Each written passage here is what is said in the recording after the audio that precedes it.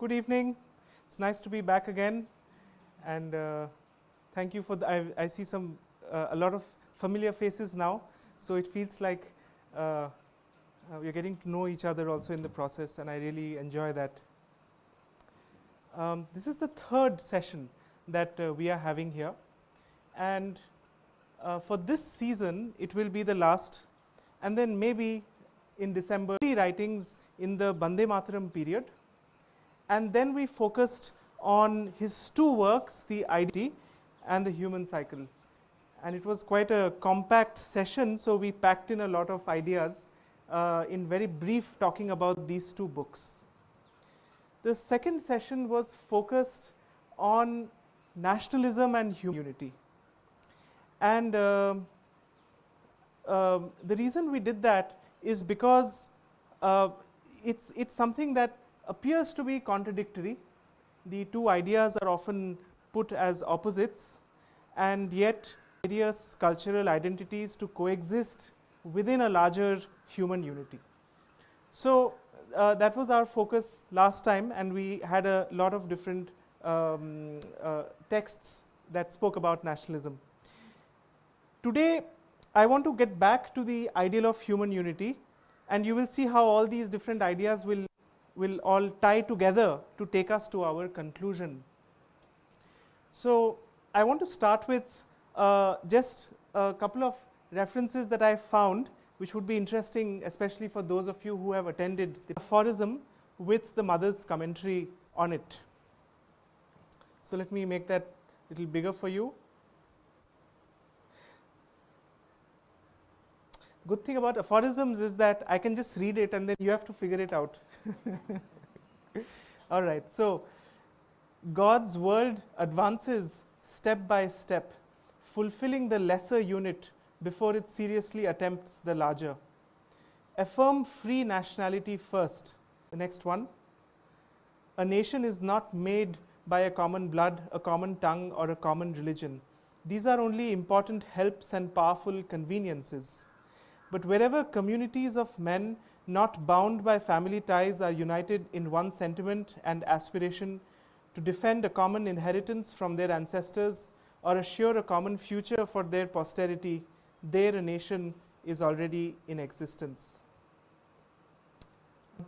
Nationality is a stride of the progressive God passing beyond the stage of the family. Therefore, the attachment to clan and tribe must weaken or perish before a nation can be born.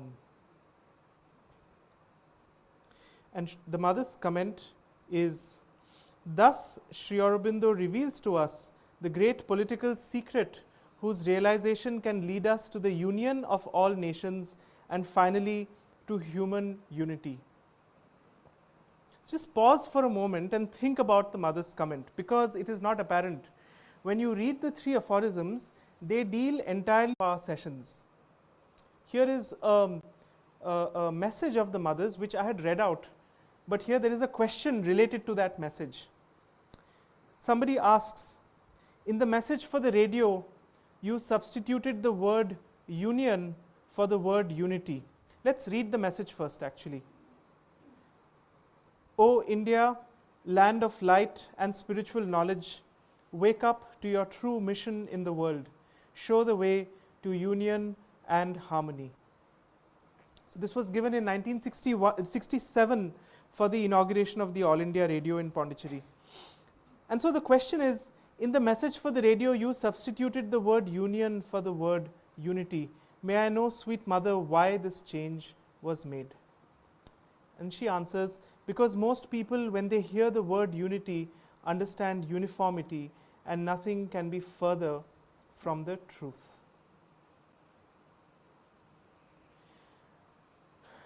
I want to go back now to the paradox with which the ideal of human unity begins.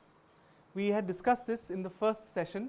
If any of you want to try and frame that contradiction or paradox, please feel free if any of you would like to have a go at it. Otherwise, we'll quickly summarize it.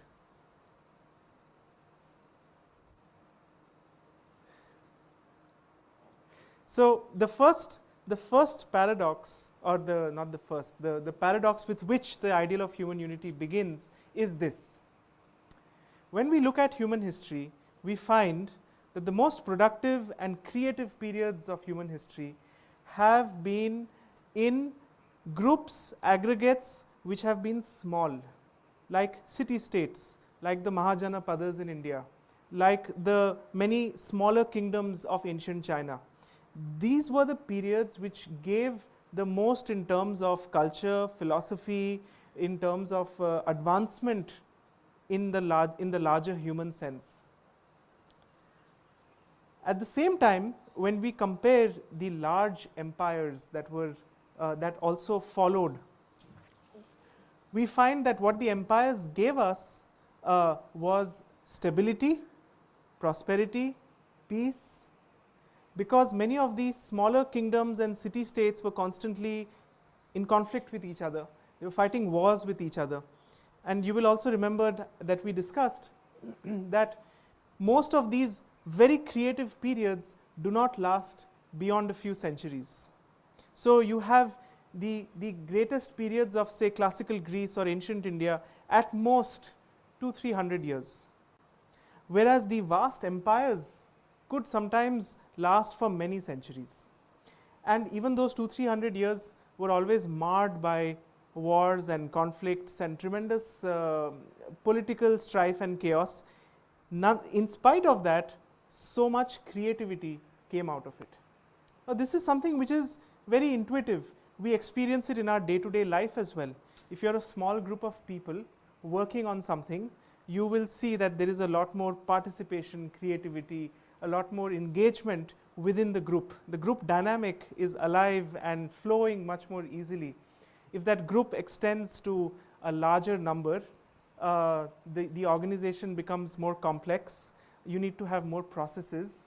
The bureaucracy starts to come into play, and there is more order but less of the spontaneity, some kind of organized order. What we will have certainly is more, hopefully, stability, peace, prosperity, and all of that. But what happens to the creativity of the human spirit? What happens to the freedom of the individual? So this is a question with which we begin the ideal of human unity.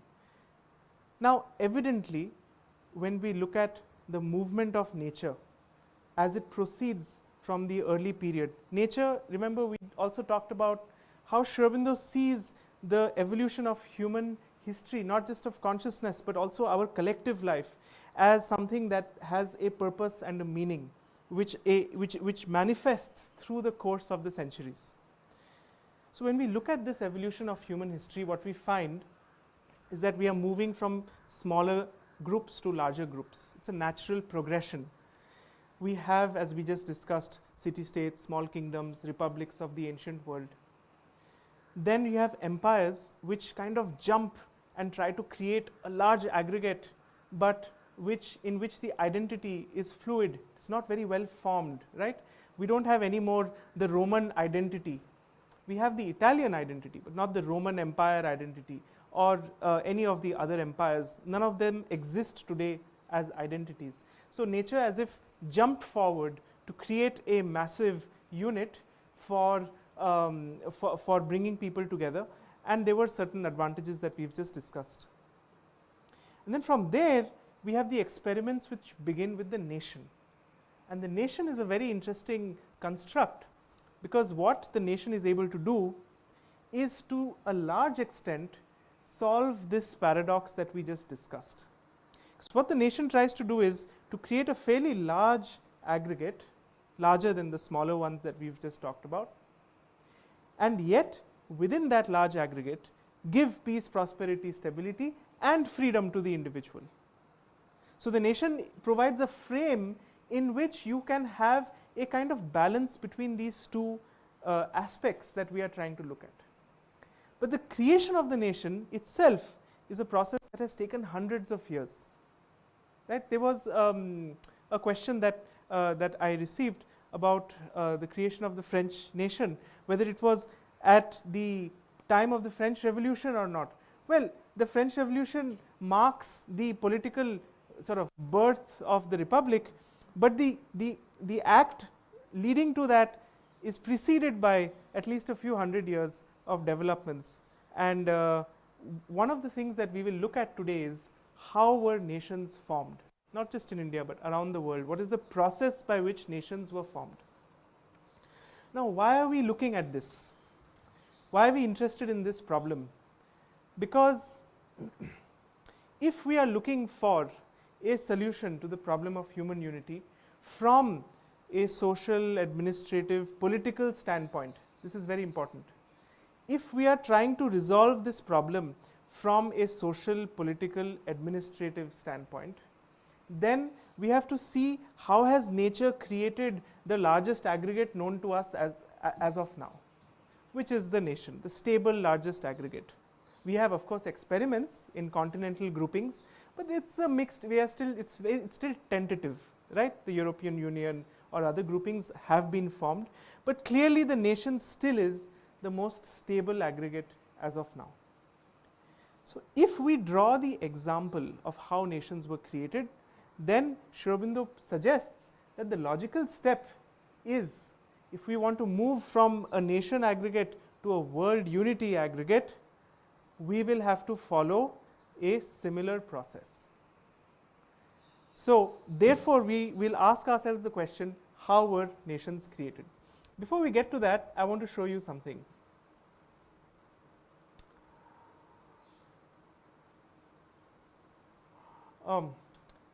This I forgot to.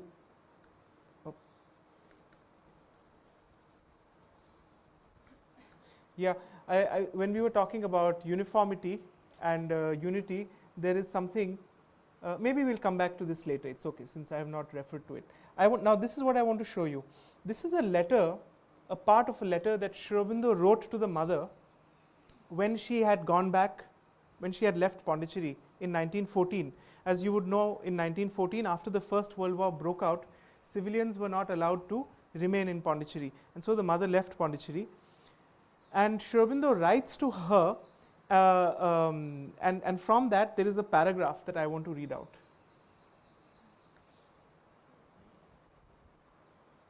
This is what he says. I have begun the issue of the Arya, which is just out. Sorry, I have begun in the issue of the Arya, which is just out, a number of articles on the ideal of human unity.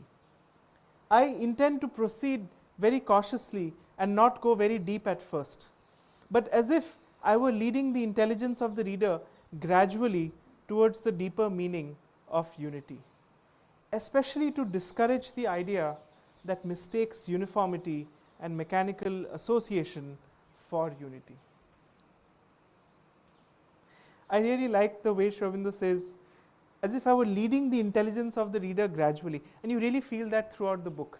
The Ideal of Human Unity is one of those books which is really written for a person who may have absolutely limited knowledge or understanding of yoga or deeper spiritual concepts. It truly takes the individual, the mind, through the logical process of understanding why Sri Aurobindo feels that human unity is not possible through political, administrative, or other constructions, or at least it is not.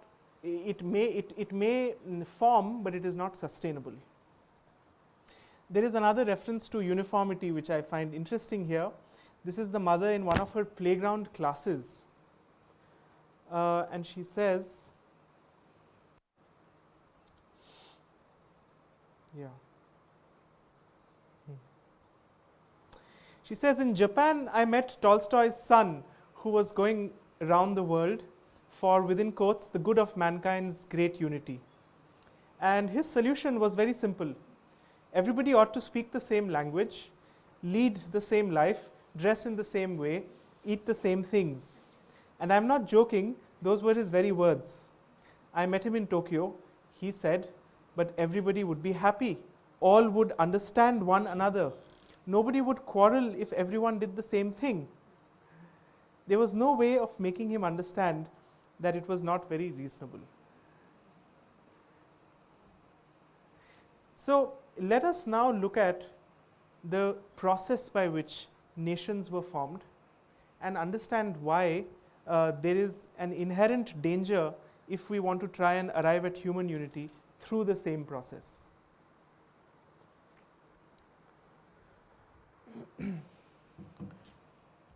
Sri Aurobindo says that the formation of the nation unit proceeds through 3 stages, and these 3 stages take many centuries to develop and flower. The first stage, he says, is a loose order, loose social order. The loose social order provides a basis for the early society to develop its own culture, its own language, its own sort of quality of being. Let's look at it in his own words.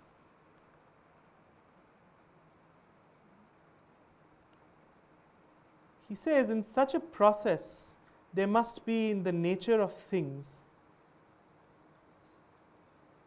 some kind of looser yet sufficiently compelling order of society and common type of civilization to serve as a framework or scaffolding within which the new edifice shall arise.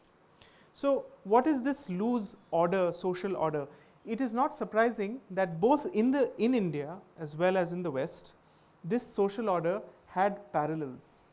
So, for example, the Chaturvarna system, which later degrades into the caste system, is founded on a construction of society where you have 4 functions that are performed, which are each of them essential functions for society.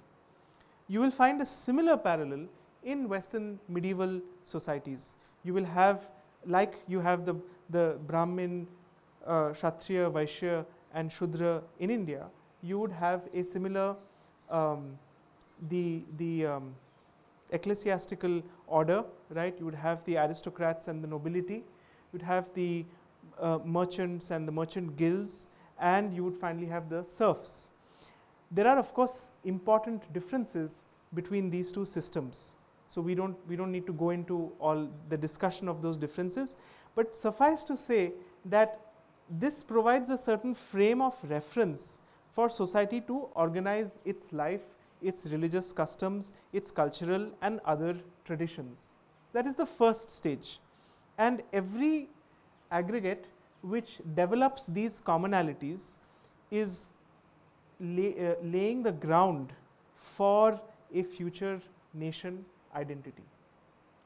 But it is the second stage which is of concern to us.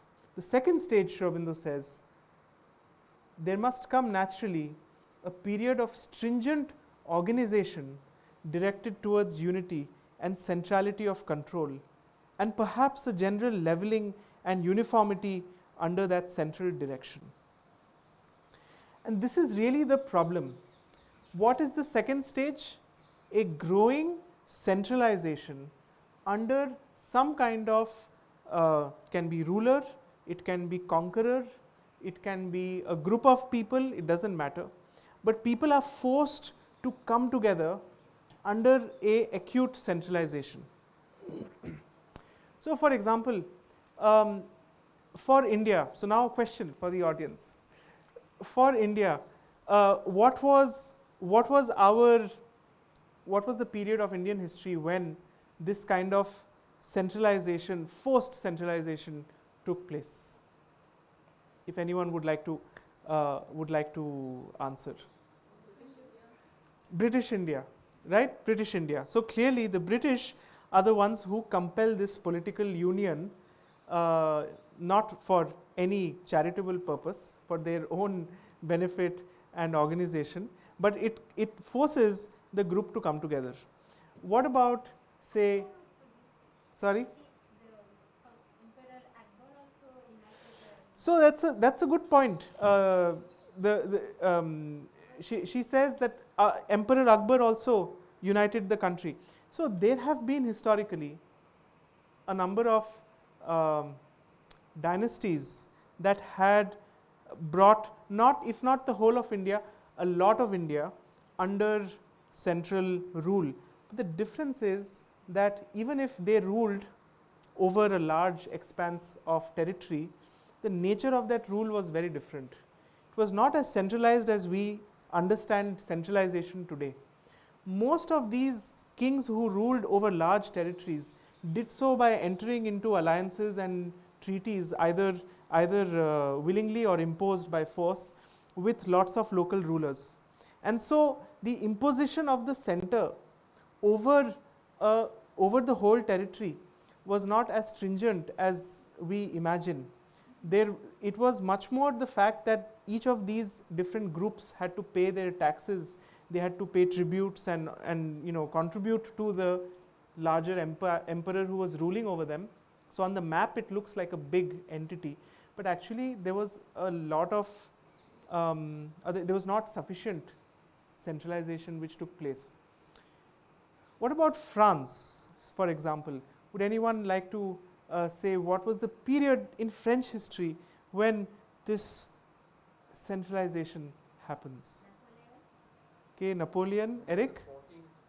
Louis the 14th, all right, yes, yes. Most of France is there. Corsica is missing, but most of France he has increased. Okay, yes. So most of Eric says most of what we know as France, more or less, comes together under Louis the 14th. He's also famous for having said something. L'État c'est moi. The state is me. Yeah, l'État c'est moi. I am the state. That is the ultimate statement of national egoism, no? In one individual, to say I am the state, as clearly as that. So, what about England?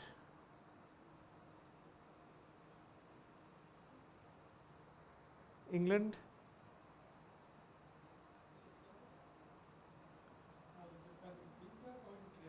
That's true.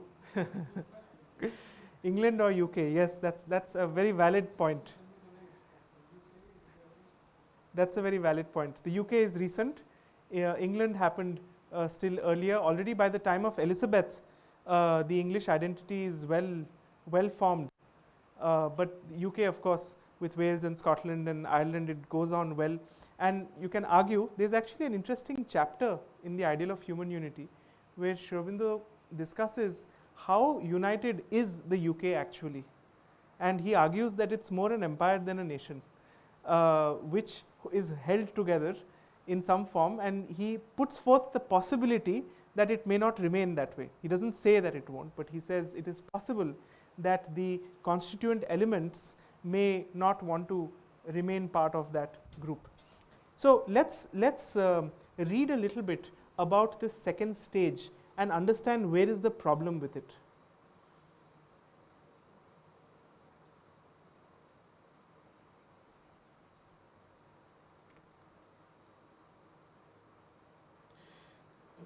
Slightly long passage, but it's fine, right? We can read together. The second stage of the development of the nation unit has been then the modification of the social structure so as to make room for a powerful and visible center of political and administrative unity. This stage is necessarily attended by a strong tendency to the abrogation of even such liberties as a fixed social hierarchy provides, and the concentration of power in the hands usually of a dominant, if not always, an absolute monarchical government. By modern democratic ideas, kingship is only tolerated either as an inoperative figurehead or a servant of the state life, or a convenient center of the executive administration. It is no longer indispensable as a real control. But the historical importance of a powerful kingship in the evolution of the nation type as it actually developed in medieval times cannot be exaggerated. Even in liberty-loving, insular and individualistic England, the Plantagenets and Tudors were the real and active nucleus round which the nation grew into firm form and into adult strength. And in continental countries, the part played by the Capets and their successors in France, by the House of Castile in Spain, and by the Romanovs and their predecessors in Russia is still more prominent. In the last of these instances, one might almost say that without the Ivans, Peters and Catherines, there would have been no Russia. And I'm going to skip a little forward and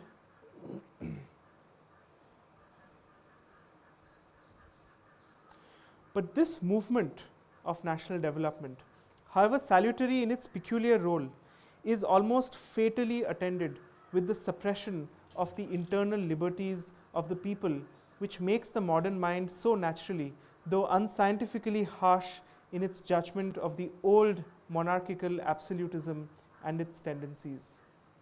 For always, this is a movement of concentration, stringency, uniformity, strong control, and one pointed direction.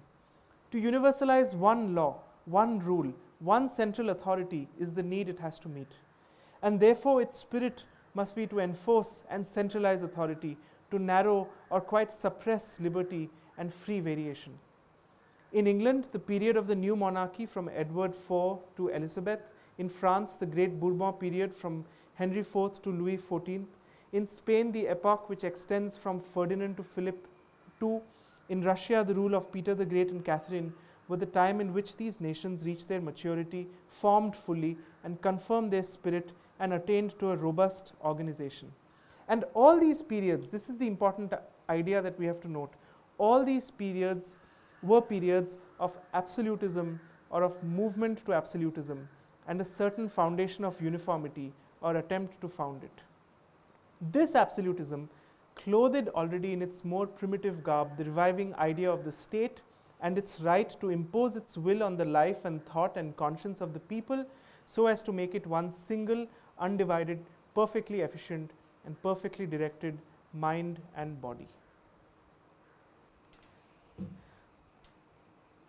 The third stage of nation development is when this center no longer needs to be so absolutist because a form of unity has been created and a gradual relaxation can take place, which allows people to feel a sense of belonging to the land while allowing them freedoms and their individuality. That is when the nation is formed and it is, we could say, indestructible. The question is, this discussion goes on, but I'll just leave you with this idea that the second stage is a stage of tremendous hardship and difficulty for the people living through it, even though it leads to an interesting and desired outcome. The question for us is this: if we are going to, so I'll just leave this aside for now, if we are going to move towards human unity in the same administrative way, we would have to create logically in that process. We are leaving aside the psychological development required, because that is of course the solution, as we all know here already, what we have to move towards, but I'm leaving that aside for now. If we look at it purely from an external problem, are we willing, is the world willing, are people willing to accept a form of center which will have that kind of authority and rule over the individual, where individual freedoms will have to be sacrificed for the sake of a future good which will perhaps emerge after decades or after a generation or two? Are people willing to do that? You can't get them to wear masks. So where is the question? So where is the question of people wanting to give up their political liberties and freedoms and individualities and rights? It's an impossibility in the modern world that we live in. So this is really the challenge that is placed before us. Is it really necessary that external unity has to proceed in this way? Well, what other way can you proceed by? Now, we can discuss what form that organization can take, whether it's a federation, whether it's a world state, or whether it's a world union where people willingly join, if you can convince them in the first place that this is good for everyone. And see, again, another thing about Sri Aurobindo's chapters in the Ideal of Human Unity, he will often put up a proposal which he will say is very unlikely, but he'll always add that we must never underestimate nature's capacity to use means that it feels necessary. And the strangest of things can happen. For example, who would have thought that after a First World War, which was fought between millions of people, and after so much suffering and death, that within a brief period, within 2 or 3 decades, you would have a second world war. Who would have imagined in Europe, and Europe of the time, with its statesmen, with its thinkers, with its belief in the possibility of rational discussion and solving of problems, a second world war. And yet, what is the outcome of that second world war is also interesting. The end of colonial rule, the beginnings of the United Nations, the beginnings of the European Union. And so sometimes we may pass through difficult periods in order to arrive at some future possibilities. But so Sri Aurobindo says that, look, maybe nature might try that experiment, but what we need to be clear about is that there is no escaping the necessity of hardship if you want to arrive at true human unity in the political sense and the administrative sense. These problems, these challenges are actually playing themselves out even today. When you look at the problems that the United Nations faces or the European Union faces in moving forward, the European Union is in a very interesting position at the moment. Again, we don't have the time to discuss this in more detail, but I'll just leave you with this thought that on one hand, there are tremendous benefits that all the member states and the people who live in the European Union enjoy. For sure, they feel it's something wonderful. And yet, there is a constitution of the European Union which the member states are struggling to ratify. There are proposals about how the European Union is supposed to move forward, which are not moving forward for the last many years now. And it is at this stage where either it moves towards increasing centralization and uniformity of some sort, or it remains as a quasi-European Union, where you have certain benefits of visas and certain financial benefits, but you're not moving forward. So with this, I want to move to what Sri Aurobindo proposes as the alternative or the solution.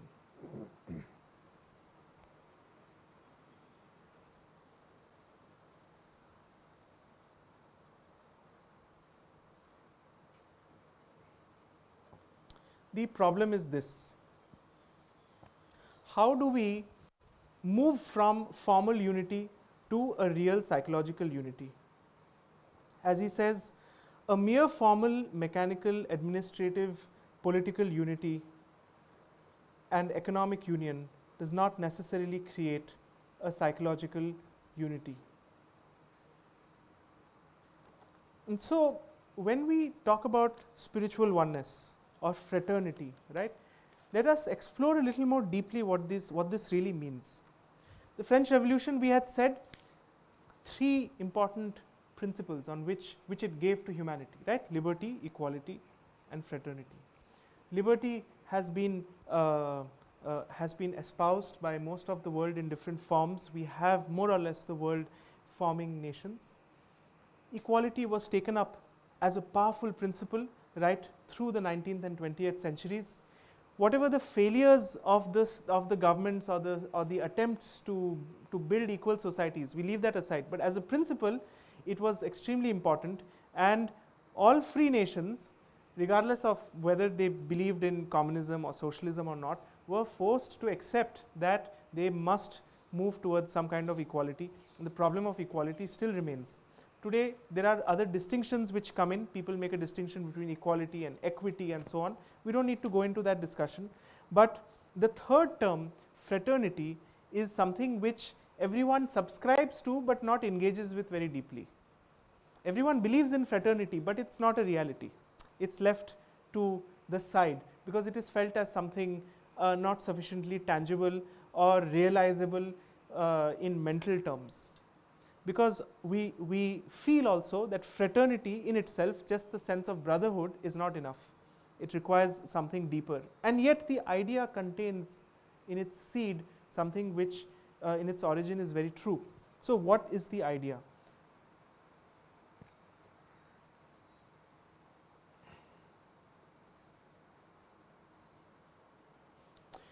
Before that, a little bit more about the world state. Sri Aurobindo says, the world state, if at all it's created, will give its inhabitants the great advantages of peace, economic well-being, general security, combination for intellectual, cultural, social activity and progress, none of these are in themselves sufficient to create the thing needed.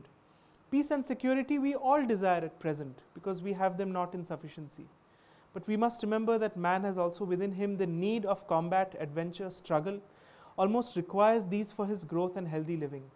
That instinct would be largely suppressed by a universal peace and a flat security, and it might rise up successfully against suppression. Economic well-being by itself cannot permanently satisfy, and the price paid for it might be so heavy as to diminish its appeal and value. The human instinct for liberty, individual and national, might well be a constant menace to the world state, unless it so skillfully arranged its system as to give them sufficient play. So this is what we have to try and figure out. A phrase that Sri Aurobindo introduces in the ideal of human unity is a religion of humanity. By religion of humanity, he explains he does not seek to give shape to a new religion in the normal sense of the term, but he uses the word religion because remember he is addressing an audience which is not really making distinctions between spirituality and religion. He seeks to harp on the aspect of humanity, of that which is common and deeper in all human beings. So let's look a little bit more deeply about what is this religion of humanity. Oops.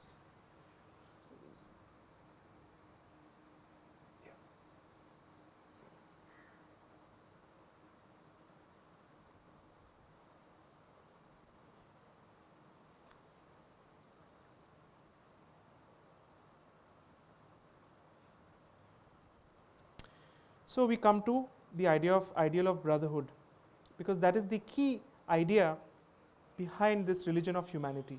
This is a passage that we had actually read but in the very first session, but it's so beautiful that I feel like reading it again together.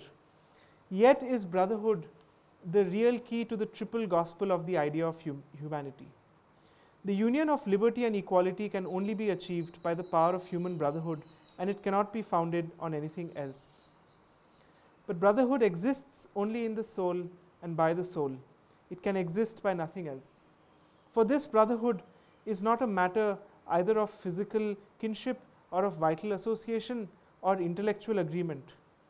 When the soul claims freedom, it is the freedom of its self-development, the self-development of the divine in man in all his being. When it claims equality, what it is claiming is that freedom equally for all and the recognition of the same soul, the same Godhead in all human beings. When it strives for brotherhood, it is founding that equal freedom of self-development on a common aim, a common life, a unity of mind and feeling founded upon the recognition of this inner spiritual unity. These three things are in fact the nature of the soul. For freedom, equality, unity are the eternal attributes of the spirit. It is the practical recognition of this truth. It is the awakening of the soul in man and the attempt to get him to live from his soul and not from his ego, which is the inner meaning of religion. And it is that to which the religion of humanity also must arrive before it can fulfill itself in the life of the race. I would like you to note that three strands of thought are merging in this paragraph. You have, of course, the Vedantic notion of the self, right? The deeper self behind everything, beyond everything else. You have a social and political application of that idea. And this is quite unique when you think about it in the context of Indian spirituality, where Sri Aurobindo is applying this Vedantic truth to a social and political reality. And the third strand, which is also joining here, is the of course, the French Revolution, the ideals and principles that come to us from the height of modern Western civilization. So three things come together to propose this human unity based on a deeper principle. So I think this is a very profound restatement of a Vedantic principle in a modern context. So the summary.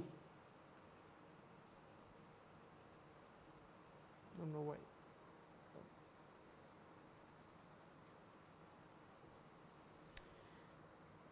The one line summary of this book is right here in this paragraph. In other words, and this is the conclusion at which we arrive, while it is possible to construct a precarious and quite mechanical unity by political and administrative means, the unity of the human race, even if achieved, can only be secured and can only be made real if the religion of humanity, which is at present the highest active ideal of mankind, spiritualizes itself and becomes the general inner law of human life.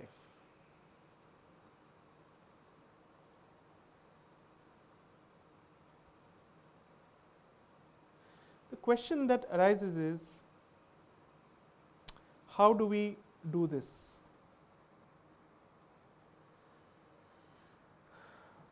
Before we come to the how, another very beautiful restatement of this in a different language from the human cycle, where Sri Aurobindo says, he discusses various systems, and then he says, just one sentence, apart from the inability of any ism to express the truth of the spirit which exceeds all such compartments, we seem here to be near to the real way out, to the discovery of the saving motive force. The solution lies not in the reason, but in the soul of man, in its spiritual tendencies. It is a spiritual and inner freedom that can alone create a perfect human order. And then he says something a little further down. He talks of the soul. He says it is in the soul that it must find its roots, the love which is founded upon a deeper truth of our being, the brotherhood, or let us say, the spiritual comradeship, which is the expression of an inner realization of oneness. For that's the only way that egoism can disappear. But then Sri Aurobindo, being always very practical, comes back straight to the ground, and he says, this is a solution to which it may be objected that it puts off the consummation of a better human society to a far off date in the future evolution of the race. When you have such a high ideal as the solution, you might be tempted to say, oh, but this is not going to happen now, it's impossible, look at the reality of human nature, it's going to take many centuries to get there. But as he says, for it means that no machinery invented by reason can perfect either the individual or the collective man. An inner change is needed in human nature, a change too difficult to be ever effected except by the few. Sri Aurobindo says this is not certain, but in any case, if this is not the solution, then there is no solution. If this is not the way, then there is no way for the humankind. It's as straightforward as that. And then he leaves us with some hope. He says, after all, there is no logical necessity for the conclusion that the change cannot begin at all because its perfection is not immediately possible. A decisive turn of mankind to the spiritual ideal, the beginning of a constant ascent and guidance towards the heights may not be altogether impossible, even if the summits are attainable at first only by the pioneer few and far off to the tread of the race. And then what I feel is a very important clue, and he says, and that beginning may mean the descent of an influence that will alter at once the whole life of mankind in its orientation.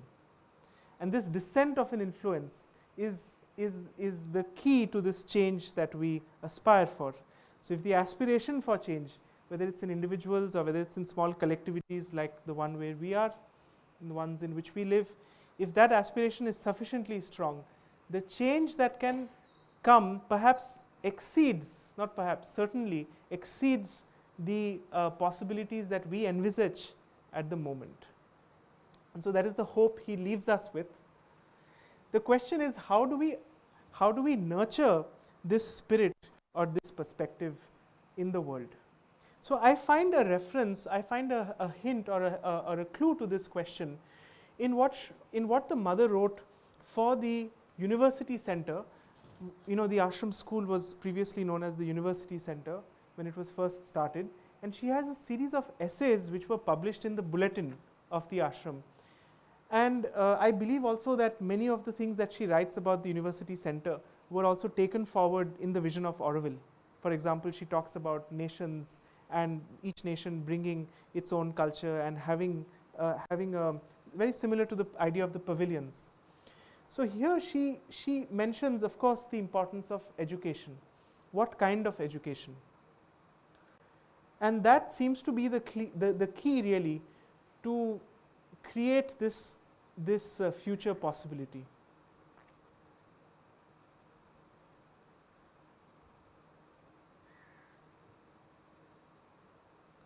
So this is what she says is the most important idea for the basis of the university center. And this is something which I feel needs to be worked upon much more actively in whichever context, whether it's in the ashram or in the Auroville or elsewhere. The most important idea is that the unity of the human race can be achieved neither by uniformity nor by domination and subjection. Only a synthetic organization of all nations, each one occupying its true place according to its own genius and the part it has to play in the whole, can bring about a comprehensive and progressive unification which has any chance of enduring. And if this synthesis is to be a living one, the grouping should be effectuated around a central idea that is as wide and as high as possible, in which all tendencies, even the most contradictory, may find their respective places. This higher idea is to give men the conditions of life they need in order to be able to prepare themselves to manifest the new force that will create the race of tomorrow.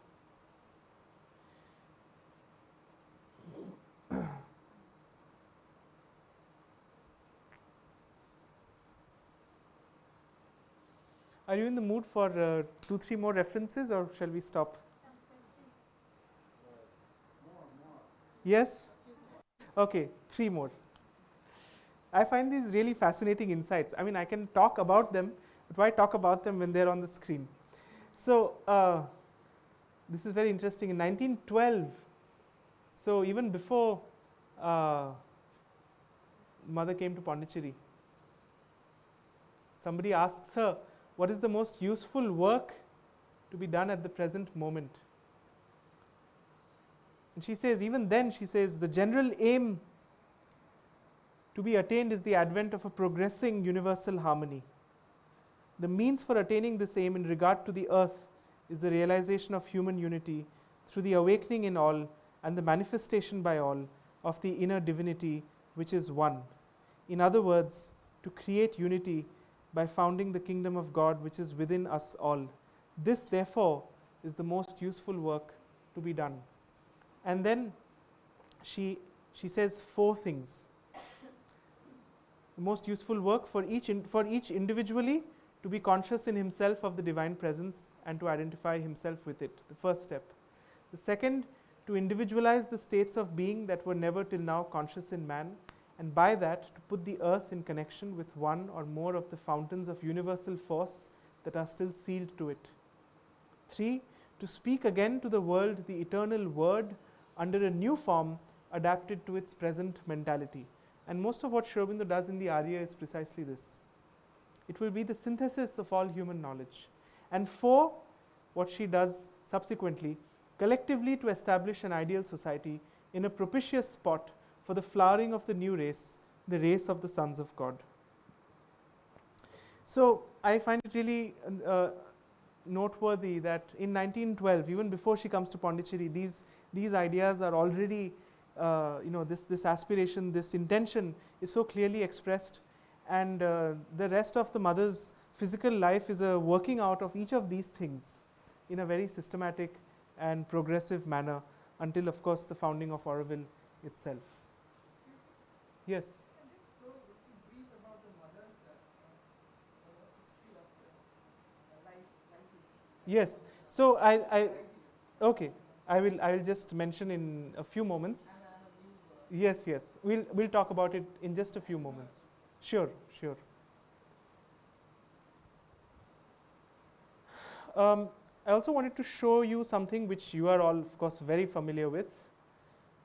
The very first sentence of the dream, there should be somewhere on earth a place in which no nation could claim as its own, where all human beings of goodwill who have a sincere aspiration could live freely as citizens of the world and obey one single authority, that of the supreme truth.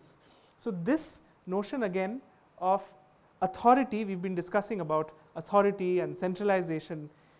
And so I think the message with which I want to end today's presentation is basically to say that any human authority as a means to arrive at human unity is bound to be very problematic, to say the least, and will lead us through many difficulties and challenges. Instead, the demand on us, the need for us, is to find in each of us and unite on the basis of the authority of the supreme truth. And that is really the way in which the ideal of human unity can manifest. And this is, of course, the experiment which is happening in this laboratory, and with repercussions for not just Auroville, but also India and the world. And when the mother speaks about the role that India has to play, Sri Aurobindo speaks about the role that India has to play in human unity, I believe this message, which comes down to us from the very beginnings of Indian spirituality, and now once again rephrased, reinterpreted, and expressed in a very modern social, political context, is this gift that India has for the world. But first we have to figure it out ourselves before we can offer it to others. So with that, I'll end today's session, and then we'll take questions.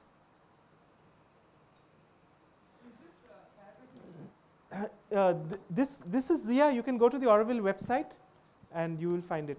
For the mother's life, what I would suggest, because I think most of the people here are quite familiar, what I would suggest to you is, if you go to the Auroville website or the Sri Aurobindo Ashram website, you will find a detailed summary of her life, because that would be a bit repetitive for most of the people here. Yeah. Yes, questions? Yes, sir.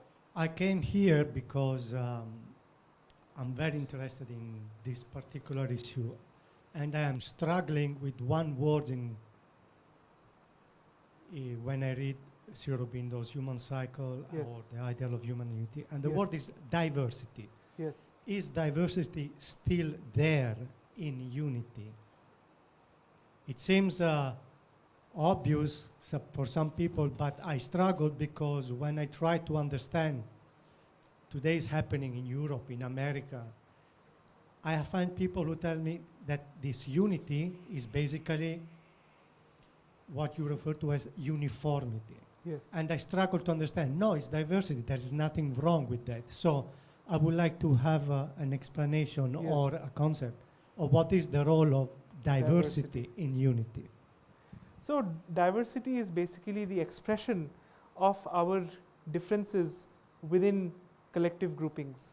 So every country brings its own unique culture, understanding, perspective of the world.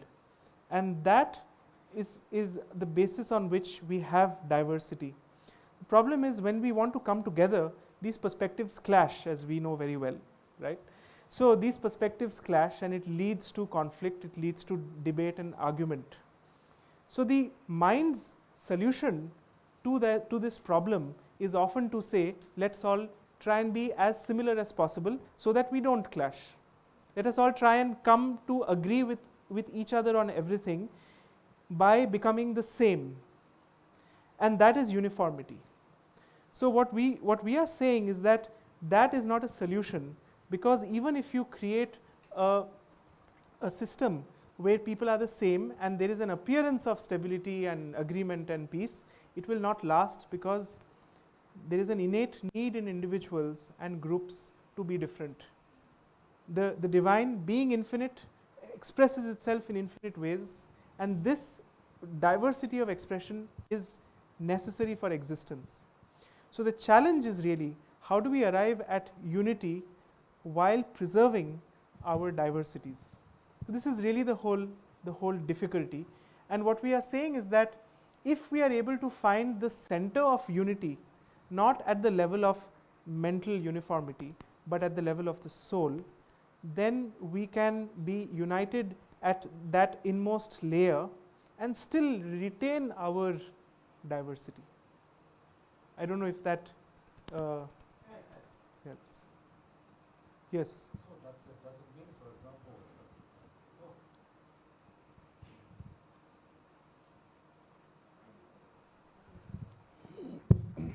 For questions, I have a request because we are also recording the audio of questions, so we can later put it out. I would highly like, it's a huge request that if you can just raise your hand and wait for the mic, yeah, because it takes a little while for me to reach everywhere. Thanks.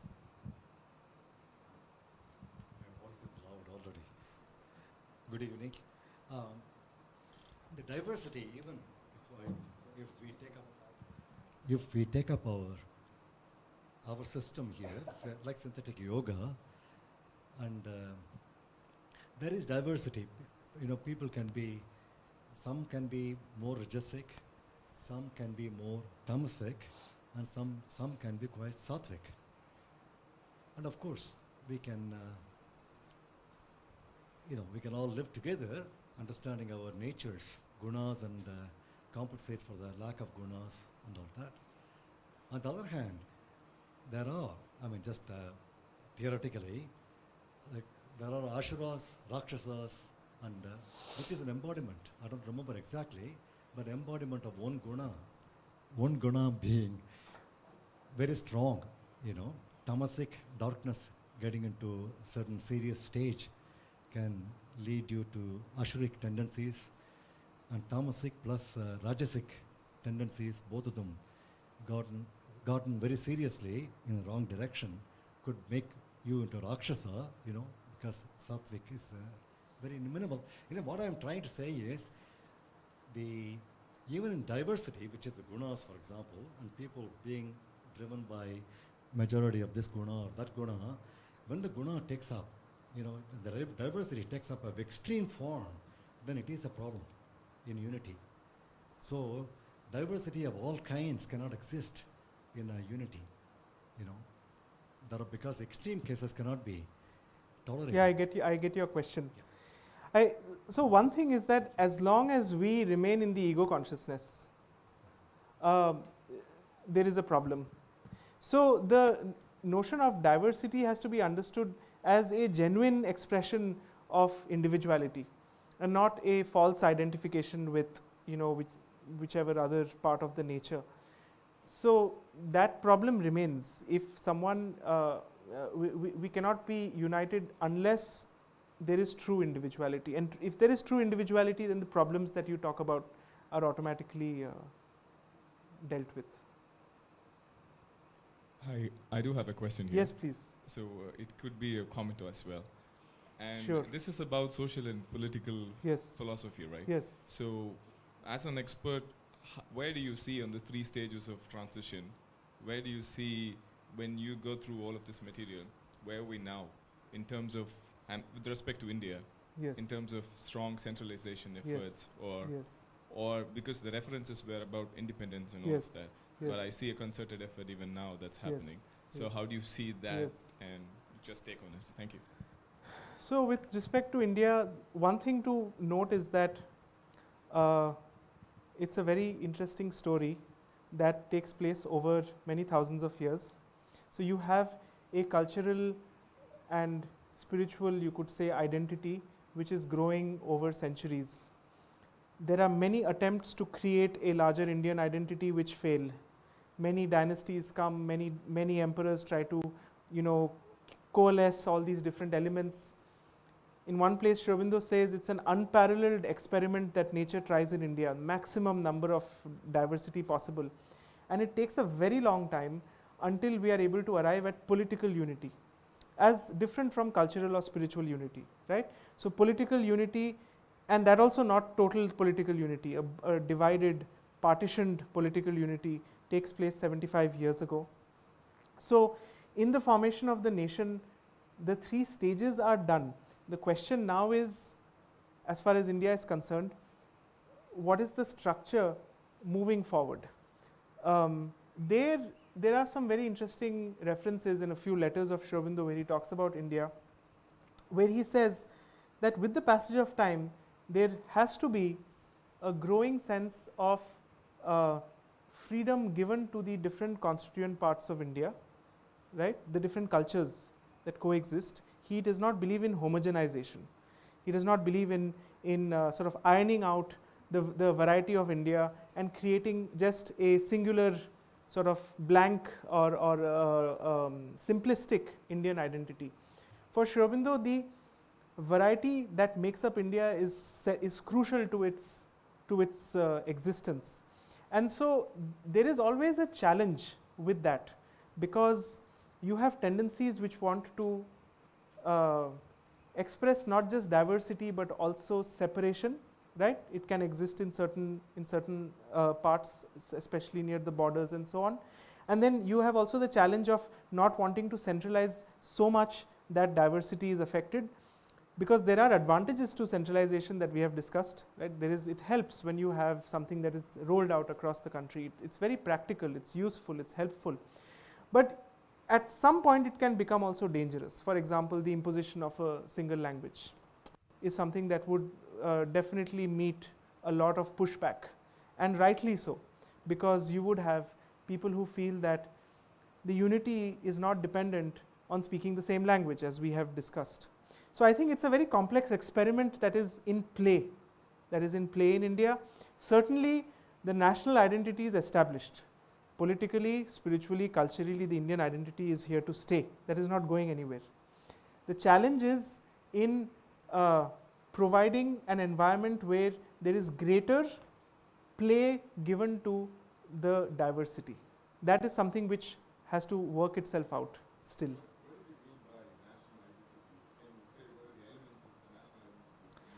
The national identity is based on a few different aspects. That was actually the subject of the talk 2 weeks back. But in very short, it is based on geography. It is based on a common culture. And that culture itself is based on a certain approach or worldview, which need not necessarily be tied to a religion, but which is shared by people who live in that same space. So the feeling that this land is yours, right, is closely linked to the national identity. So for example, somebody let me put it this way, in a very simple way, right? When, for example, invasions took place in India, they have been taking place in India for 2000 years, various groups of people coming in. So let's take any one of them. Let's say Babur, right, who first came into India around in the 16th century, 1540 something. I don't remember the exact year. If we had news in those days, if we had press reporting in those days, right, would the headline be Afghan invader enters into India, or would somebody living in, say, Puducherry or Kadlur or Villupuram feel that, oh my God, we have been invaded? Would that sense be there? Or would it simply be Afghan invader enters into the territory of Ibrahim Lodi and fights for Delhi? At what stage does it become, I am affected by what's happening 3,000 kilometers away, right? When that line is crossed, you have a national identity. So today, for example, a person who is from Puducherry or Villupuram or Kadlur, right, if he reads, for example, that incursions have taken place at the border and that the Chinese are doing things, or the Pakistan, whatever is happening, you feel that it affects you in some way. You are affected, even though, well, how are you affected? I mean, really, strictly speaking, as an individual living here so many thousands of kilometers away, how are you affected? But it affects you, because you know that if that is not dealt with, it will come to you soon one day. So that it's difficult to put a thumb on what is national identity, but it's that sentiment which attaches you to a certain geography, culture, way of looking at the world, and of course to the land as well. And when that is formed, you have the nation spirit. Devdip, thank you for that. My question would be, following up on that, yes, because we're in a very different situation now, yes, where a thing called uniformity is global. Yes, So that's the right. pandemic has imposed a global rule on the world. So it's the movement now seems to be toward the totalitarian state. And it's no longer that India or USA or any of these places have either the authority or the power to deal with this. There are forces that are greater, and I don't know if we want to call them the Asuras or whatever we want to call them, but this is something that is happening, that perhaps happened in the Second World War when the Nazi threat was very, very eminent, but now we're in a similar situation. So how do you feel, how are we going to deal with that using what Sri Aurobindo has given us to in some way strengthen all of us beyond the national thing, because the national thing will tend to collapse, because as we know, money is still the sovereign lord, and that's what's happening right now. So how do you, what kind of algorithm can you give us to get through this? I'm tempted to say the psychic being, but yeah. No, so the problem with globalization, it's an old one in the sense that it's been in play over a few decades now. And much of what goes under the name of globalization is really uniformity of culture, or uniformity of a lack of culture, some would say. So that is a universal problem.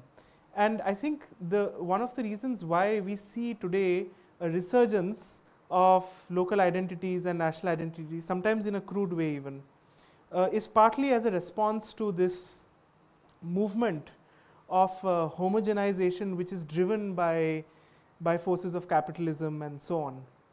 So the challenge is there. It's a real challenge. I'm not sure how can we deal with it? Well, there are two ways of looking at it. One is as individuals, and as individuals, I think the solution is before us in the sense that, if this is not the way, there is no other way. The transcendence of the ego, of progress, of spiritual aspiration. In a collective way, I think the importance of communities which are, intentional communities, conscious communities like Orville, is really paramount, because they provide a space where a different mode of life, different kinds of thinking, different alternative ways of living can be worked out. So they provide a space where things can influence the world at large. And their very existence is a challenge to conventional modes of living.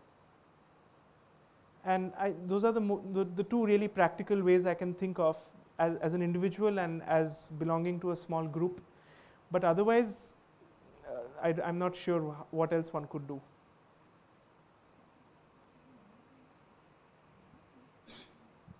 Actually, I had exactly the same point to raise, because the stage 2 of Sri Aurobindo's 3 steps, yes, instead of being physically identifiable centralized power, becomes a virtual power, yes, that you can't even identify. And it's not just the capitalistic and financial forces, but also the whole connectivity, the internet, yes, the travel. We are getting a uniformity of culture. Yes. We're getting a uniformity of language. Yeah. Of vaccines also, yes. So, but it is also an opportunity. Yeah. It is not only a threat, because if indeed the new second phase becomes this second phase, it may actually hasten also worldwide the transition to the third phase and beyond. I mean, the true, the supreme truth connectivity. Yes. And then one quick remark about diversity and the other. I see diversity as the opposite to uniformity. It's not the opposite to unity. And the opposite to unity is division. Right. So you have two scales: uniformity, diversity, and you have unity and division. That's a very good point, one. Also, the other thing, Tuan, is that the same systems which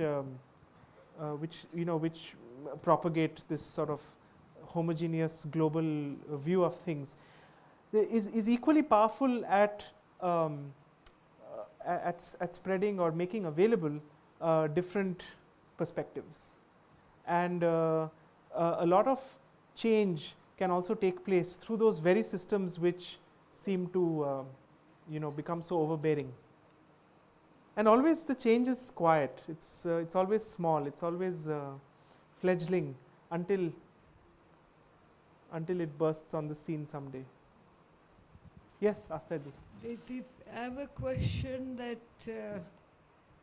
troubles me. It troubles, I think, all of us. And I would like to hear you on it. The present world situation is amorphous, to say the least, to use a positive word. The old patterns of nation building or culture groupings or globalization are not working and are not going to work. That much is a clear picture on the wall. Do you see, in whatever way, how things are going to take shape in the future? Because somehow, to me, that expression of Sri Aurobindo's comes into focus, the world soul, which he uses in the future poetry. So somehow it's, when you look back at history, all the history that we have seen very minutely just now, it resembles nothing of those periods. Nothing. It's totally unforeseen. So how is it going to unroll itself? Do we see even half a step forward? More than that we can't. But even at half a step would be a glimmer of light in this amorphous situation. No, I remain optimistic, Astadi, because even if it seems as if things are not making much sense, and there is so much of confusion and potential for problems, for sure, but it's always an indication, as we know, it's always an indication of compelling change. And one thing which is of course a personal article of faith for those of us who are disciples, is I feel that after 1956 there is in the Earth's atmosphere the play of something which automatically changes what we can see or make sense of. I was reading a very interesting conversation where there was some conference or seminar or some visitors coming to the ashram in the early 70s or late 60s, and mother telling this person that, tell them how beautiful the world is. Tell them how much change is happening. Tell them that there is a new world which is being born. And it is not yet possible. But there is no reason why a temporary approximation to it should not be the reward of strenuous aspiration and untiring effort. By constant approximations and by partial realizations and temporary successes, nature advances. And then the mother writes, this is 1970, as Sri Aurobindo has predicted, things are moving fast and the situation of humanity has changed much since Sri Aurobindo began to work in the subtle physical. The idea of human unity has made great headway and is more widely understood. So I don't know how, but I think that with the passage of time, perhaps we'll see greater manifestation. Yes, maybe last two questions and then we'll wrap up. Yes, please. The previous quote. Yes. That you had displayed, the dream part. Yes. Can you just go back? The dream, yes. Yeah. This is exactly the quote in in the Bhagavad Gita, right? There is this reference, exactly the same reference. I am not sure. I wouldn't know. Actually, it is. Yeah. So I mean, I've read the Bhagavad Gita. I'm not able to place it, but maybe yeah. Right. If you go in a Yes. in a deeper understanding of Right. Gita, this is what it is actually. Yeah. The core. I mean, Loka Sangraha is there as a concept in the Bhagavad Gita, but yeah, please, yeah, your question. Yeah, into it, but Yes. But I have understood the whole. What exactly Right. these things are all about. Yeah, what exactly it is, and Right.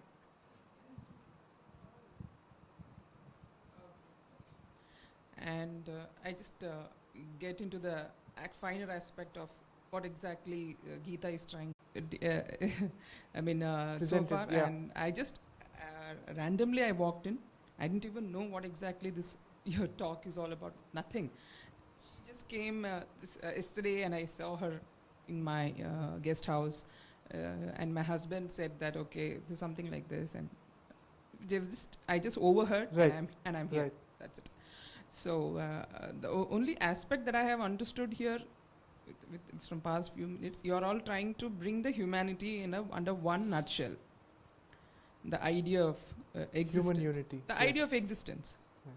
The real purpose of existence as human beings. And I think it's very clearly we as a human being we have not acquired this human form just like that. That is a question rather. Okay. But I am actually trying to put my understanding of the whole Sure. thing. Yeah. Probably, I don't know, I might arrive at a question, I don't know. So my understanding is this. This is what I have understood. So that part, the moment a man understands, man or woman, whoever, the complex nature of your own existence, I think most of it is solved. I fully agree. Yeah. You will be traveling in that. You will be getting into that journey. Yes. Might take few decades. Right. What you're talking with your diversity, it might take several generations. Yes. We'll move to the. Thank you for sharing. We'll move to the last question. Yes, Priyanka. My question was in reference to the third point in Mother's 1912 passage. Yes. So she says to present to the world the eternal word, right, in a new form adapted to its present mentality. And you said that's exactly what Sri Aurobindo did. And I'm wondering if the present mentality now is different, and if the eternal word needs to be presented once again in a new form. That's a good question. I think that, well, certainly it is true that a lot of people find Sri Aurobindo difficult to understand, partly because he writes in a style that we are not used to as much anymore. At the same time, what he does through his various major works, the synthesis of human knowledge that he attempts to do, requires a certain complex presentation, because it is not a simple synthesis. It's really a complex synthesis of many different aspects of human personality, consciousness, nature. So as far as the synthesis itself is concerned, I believe it stands, and it stands for a long time to come. As far as the understanding of the language, I feel that there is a role that some people can play in presenting Sri Aurobindo's thought, or in helping people understand if they feel the need for it. At the same time, I also feel that, at least that is my experience, that of language and understanding are overcome. I have seen, I have met people who have not had a very strong, long study of English or grasp of English, and they are able to have a remarkable intuitive understanding of what they are reading. And similarly, I have met people who have an excellent grasp of the language, who certainly don't have a problem with the language or the reading of it, who find it inaccessible. So this is something also related to temperament. And the other thing is that more and more translations are coming, and more accessibility is happening through the internet and through. So I think that it certainly stands. Even now and for some time, for a long time to come. Yeah. So shall we wrap up today? Thank you so much. Thank you for being present, and maybe see you again after a few months. Okay.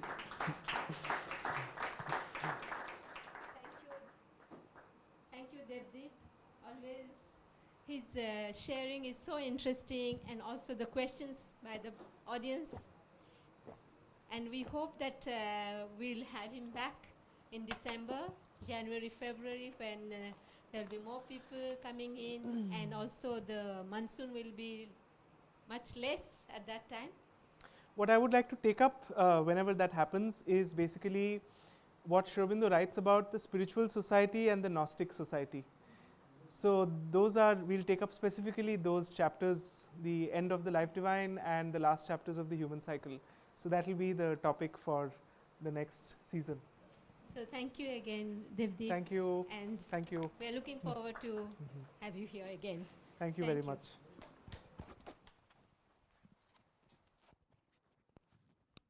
So do remember to come for the films and Golu dolls and Garba, many more events that we are having here. Hello. Hello. More people coming in. Really? Oh.